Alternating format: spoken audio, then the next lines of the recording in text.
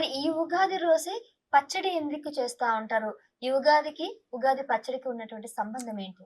ఉగాది రోజున ఇంతకుముందు చెప్పినట్టుగా వసంత ఋతువులో వస్తుంది కదా! వసంతము అంటే మొదలబడు. హ్మ్. అంటే మనకు ఈ యొక్క చెట్లకు గాని, ఇవన్నీ కూడా కొత్త కొత్తగా మొలకలు వస్తాయి.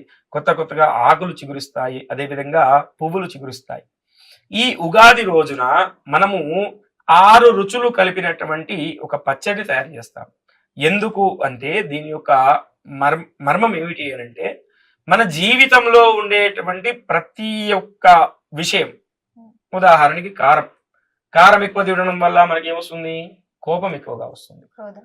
క్రోధం ఎక్కువగా వస్తుంది. అదే విధంగా వగరు తిన్నామనుకోండి, హ్మ్. ఆశ్చర్యం వేస్తుంది ఒక్కసారి. ఆశ్చర్యం.